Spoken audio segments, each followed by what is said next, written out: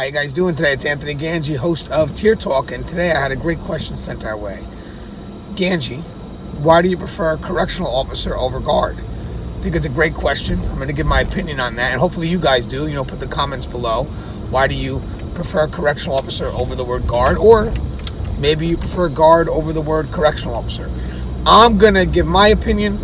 By all means, guys, comment below, give your opinion. And I think it's going to make for an interesting conversation. So, guys, if you haven't, the show's for those brave men and women who work behind the walls, those shadows of justice who don't get recognized. It's about time you get recognized. So this show is for you. If you agree with the message, please subscribe, interact, engage, and hit that bell. That bell's going to notify you every time I post up a video. All right, guys, stand by for our sponsors. I wanted to attend a university that had an intelligence program. I wanted to look at problems different. I wanted to increase my critical thinking abilities. AMU offered those avenues to expand. Obtaining your degree as an adult, you're actually paying yourself and investing in yourself. You can't put a dollar on it, it's priceless. It's something that can never be taken away from you. American Military University. Learn from the leader.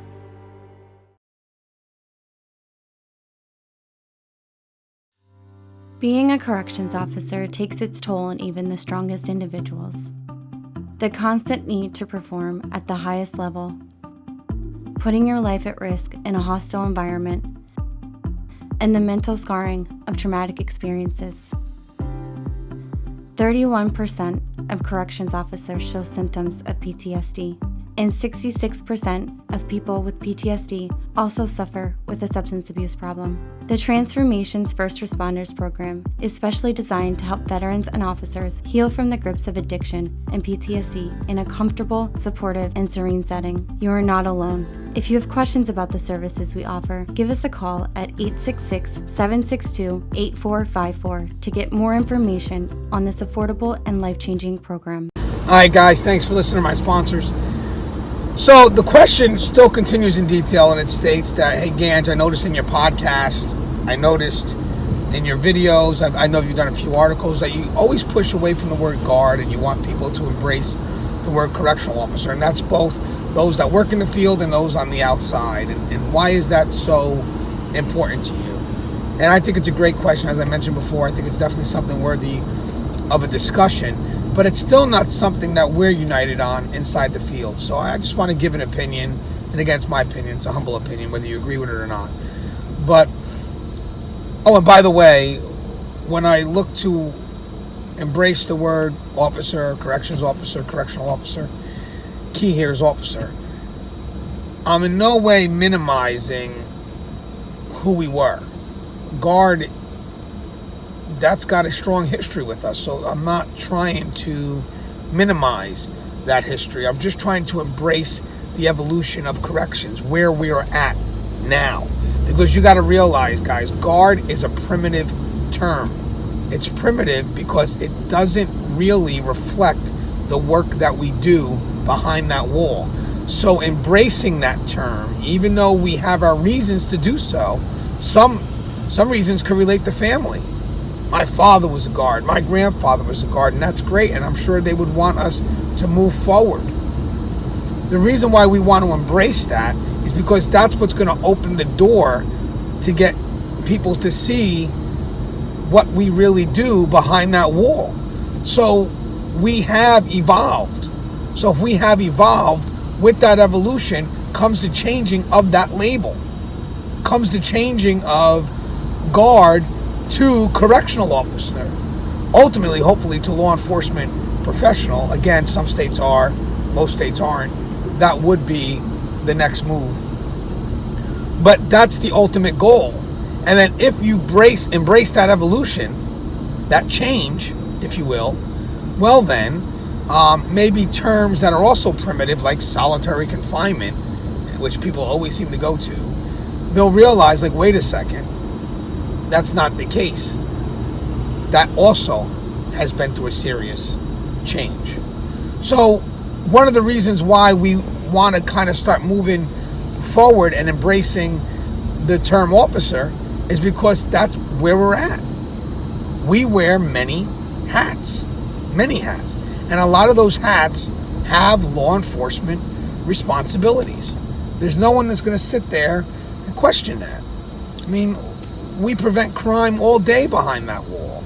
All day. We collect intel, all day. I mean, the list goes on, what we do behind the wall. I'm not going to rehash all the work that details our law enforcement responsibilities, but it's there.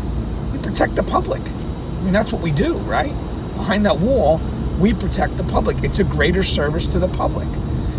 So those law enforcement responsibilities, part of the many hats that we wear, seems to get forgotten with the word guard. Because guard, label alone, just stands for what? That we just stand there. Well, it's not the case. Our world is forever moving. So we have to move with it. It's very fluid. If anything, we're the definition of community policing. I mean, sincerely, the many hats that we wear. But we're constantly in a world that's moving. And we have to move with that world. Back in the day when all we did were lock up the inmates and leave them there like a warehouse and attempted to do nothing with them, well, if you want to keep the word guard there, that's fine. I'm not going to knock that. That's fine, because at that time, that's what the environment pretty much had us do. But now the environment's changed to focus on rehabilitation, the balance of rehabilitation with safety and security. So the world is moving because we get the inmates moving. So because the world is moving, we are no longer standing idle. We are literally moving around with those inmates and making sure that we keep a safe and secured environment so rehabilitation can occur. And guys, if anybody's sitting there trying to make changes right now, you got to remember that none of these changes can happen unless safety and security is in place. That's why all these changes that are occurring, they're having issues, because we're not filtering them through the individuals who can really make it work, which would be safety and security, our custody specialist. We're moving in an isolated fashion, and eventually the world's going to see, because at one point it was about punishment, and then now it's more about rehabilitation. Well, I'm going to tell you later on, people are going to realize that's a balance of both. Rehabilitation, safety, and security. But again, that's a whole other topic. But going back to where we're at, we're in a world that's forever moving. Now, I would like us to embrace the law enforcement label. I think that's very important for us. But I don't see the law enforcement label coming from us still being called guards and us also embracing that term guard. I think, to me, that's an incredible leap. I think that corrections, unfortunately, has to kind of baby step their way through things. And I think we need to get that recognition as officers first, because that label carries a lot of weight. The public may have more respect for that label. We ultimately should have more respect for that label. And then I think that once we get seen as officers, then there could be that push for the law enforcement recognition. Now, some states are law enforcement, guys. I believe California, New York, Jersey definitely is. There's a few states. And they did what they had to do to get that recognition. I believe Jersey actually got lucky after the Newark riots, and they needed people on the streets, and they did what they had to do to make those people recognized as law enforcement. And I think that was a great move, because it brought about a lot of respect for the correctional officers out in New Jersey, and also it's easier for them to make that move for a title change. And the reason why they needed the title change wasn't because that they weren't law enforcement. Guys, Jersey was law enforcement. It was just because so people could see that they are. Because unfortunately, people, when you say, well, hey, corrections is law enforcement, the first thing they'll say is, well, you're not police. Well, police are not the only entity that's serving law enforcement. But unfortunately, the public seems to only recognize police as law enforcement professionals. So to get that recognition, again, they're already law enforcement, but just to have the public see them as law enforcement, there was a change in title to state correctional police officers. And that helps the correctional officers get the respect that they deserve.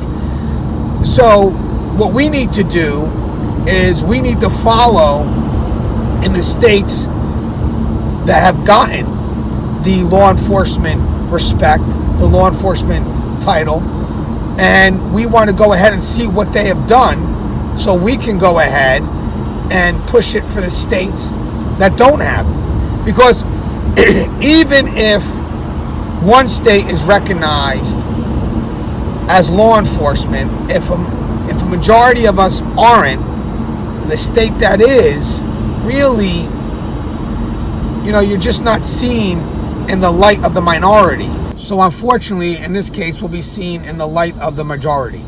So if a majority of individuals are not law enforcement in corrections, then we won't be seen in that light, even though we are. It's just how it works. And when you look at the different political parties and you ask yourself, well, which party is protecting us? Neither. That's the sad thing. Neither. I always look at what's best for the field. The extreme left wants to make changes but kind of jump over safety and security when they want to make those changes. They don't filter it through the people that are immediately responsible for those changes, the one that can facilitate those changes, us, staff.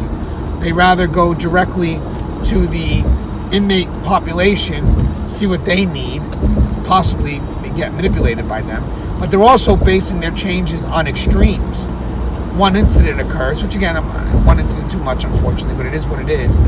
And that becomes the general definition of how we operate. And then when you want to make changes, you're making changes based on an extreme that may have happened at one location, but it's not happening at any other of the locations. And then that person winds up becoming some type of pioneer, as if they're implementing something new, and they're not. They're not. We've always been committed to that practice, but that extreme gets generalized, and that becomes what people see as the norm, and that furthers our progress. Because again, people go back and see us as being primitive because that extreme, whatever happened, literally was generalized and defined as our norm. So I think it would be great for us to sit down as law enforcement professionals with the people that are making the changes and say, hey, we know these are the things that you want to do, and this is how we can make it better. And I think that's what's going to make a better, more safe, more secured correctional facility, is if you want to make those changes, you have to go through staff first, because there is no rehabilitation without safety and security. So that's the extreme left. And on the right side of things, I really expected something good from the right. I really did. There was such a positive perspective that I was getting from the right, geared towards law enforcement. But then when the smoke cleared, I'm thinking, well, hey, wait a second. A lot of state correctional officers, they're not considered law enforcement in a lot of states. So I'm wondering if this really does protect us. Is the laws that he's passing, those Blue Lives Matter laws, or are those laws going to protect us in corrections? Some states will fall in that category, so there'll be no question. But other states, they don't. So I'm thinking well, maybe he's going to push for that change for us, so it's no longer ambiguous if we're involved in those protection laws. But then I look at who's sponsoring him. It's these privatized facilities. And then I'm thinking does he really have our best interest? And again, I'm not a political, I just care about what's best for the field. And I wasn't feeling it. I really wasn't. And then when he pushed these zero tolerance on crimes, and I'm thinking well, if he knows what's going on in corrections right now, state, nationally, state to state, we're not really at a time where we want to overburden our prisons with inmates because we're seriously understaffed. And we're getting hurt left and right. In 2017, God, North Carolina alone, Delaware, we're putting so much on a system that's under stress.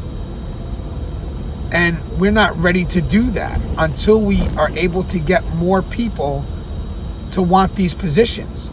So what I was hoping from him is to push for competitive pay for our brave men and women that work behind the wall, better benefits, good unions, just incentives that are going to invite people to want the job. The law enforcement title, that would be great, because that could invite people to want to take the job. We didn't get any of that, unfortunately. And you're going to put the burden on the system, but you haven't made an effort to fix the system. So now I'm thinking well, wait a second. Maybe this whole hard on crime thing could be just to make money for those privatized facilities. Because the extreme right, most of the time, guys, pushes away from unions. The extreme right would love to make corrections a right to work. And think about that. No unions, a right to work. What does that sound like to you? To me, it sounds like we're gearing towards privatization. But why does everybody want to come here if we're not great?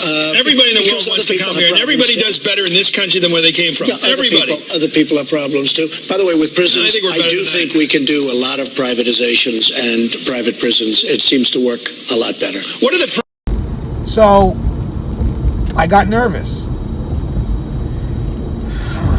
It sucks. So moving forward, I honestly think that if we were given the law enforcement title and somehow we're able to kind of model or emulate from the states who already do it, I think that would go a long way into giving us the respect that we need and the changes that matter.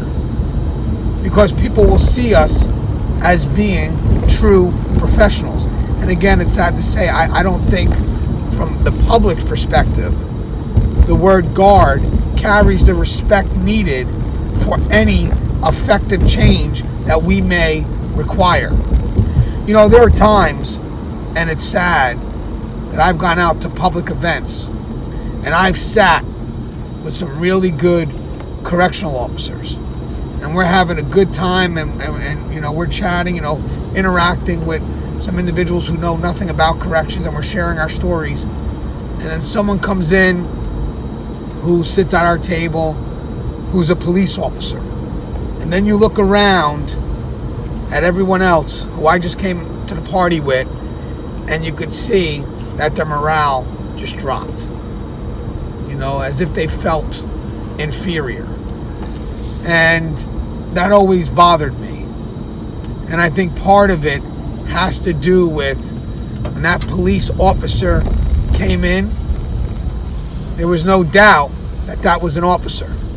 There was no doubt that person was a law enforcement professional. But for us, we don't know. Even if we are, even if the state says that we are, the public still has yet to recognize that. And they're not going to recognize that with the label of guard. They're going to recognize that with the label of officer. And that's going to open up the doors to better training. When you're considered law enforcement, that opens up the door to really good training. And again, there's a lot of states, like if you look at the states where they are considered law enforcement, look at the training they get. 4 or 5 months worth of good, honest training. And I would love for that to be the model that's nationally across the board. I would love for us, for once, just collectively, nationally, to look at what's the best practices and really strive for that. Because when you have people that are looking to make their decisions based on just money, they're not looking at what's the best, they're looking at what's the cheapest. So when they see a state that's doing it in 16 weeks, and they see another state that's doing it in 5, and they look to see what's more cost effective, they're going to go to the 5. Why am I going to spend all this money on 16 to 20 weeks of training when we can get it done in 5? So again, when we look at the ones that are 16 to 20 weeks, we got to say, hey, what are they doing? What are they offering? Because obviously these are mandated training courses. So if they're doing that in, let's say, California or New Jersey or New York, why aren't we offering the same type of courses for our guys here in our state? It just doesn't make any sense, because it's the same type of job. And if they have to do that type of training in California, let's say, well, why aren't we doing the same type of training here in Florida? It just doesn't make any sense, because it's just the inconsistency of it all. So I'm hoping that with that title of law enforcement, it can invite a better standard for what's expected of us, but also what's provided to us. And I think we, from the public, we would like to see law enforcement professionals behind the wall. I would feel more comfortable knowing that the worst of the worst, the people that have been removed from society because they're a threat, are behind the wall, being supervised by law enforcement professionals who have been properly trained and vetted. I mean, guys, right now, we talked about the understaffing issue, hiring out of desperation. We don't want people that are hired out of desperation behind the wall, supervising the worst of the worst. I don't feel comfortable with that. I'm sure the public wouldn't feel comfortable with that. We want people that have been exhausted, that have been vetted through a system of backgrounds and training. So we get those that are the cream of the crop. But we also want people who want the job, who are coming in to look at this as a career. So we have to make this a career-worthy profession. I don't want people looking at corrections as a stepping stone. If anything, if you move up in corrections, then each position prior could be your stepping stone within the same career. But a lot of people look at corrections itself as a stepping stone. It doesn't matter how far you move up. It could be a major or a captain. But if you decide to go to police, corrections provide a great stepping stone for that. Wait a second. Come on, guys. That's not true. Corrections is a great career on its own. If you want to go out laterally, then go out laterally. But no, it's a move to the side. It's not a move up. And that's what people make it look like. That any move to the side is a move up. That's not the case. So I would like to see if we can make corrections an honorable career by inviting people who want the job. Let them come in and say, hey, I'm ready to do this job. This is a job that I'm planning on doing. This is going to be my career. My father did this. My grandfather did this. Or even for the newcomers, I heard a lot of good things. Can't wait to join this profession. But again, we have to also be out there educating people on this profession. Because if we leave it to the media, we ain't going to get nobody. We ain't going to get nobody. The media is quick to bastardize us for any move forward that we make. So again, ultimately, guys, the reason why I choose the word or choose the label of officer over guard is because I feel that label is going to open up the door for a lot more positive change for us and a lot more respect. I also think that the word officer embraces the evolution of where we are at right now.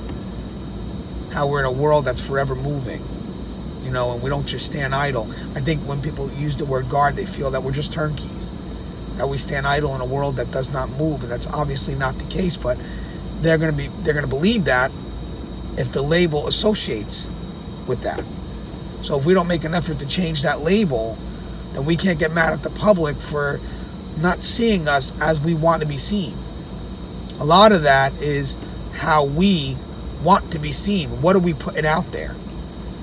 That label, I said, carries a lot of weight. So if we've accepted that label and we put it out there that we accept that label, then we can't get mad if the public accepts the label, right? I mean, it's just the nature of the beast. If we accept the label, public accepts the label, that's just how it works. So what we need to do is we need to make it known that to the public that we don't accept that label, and we have to be collective with that.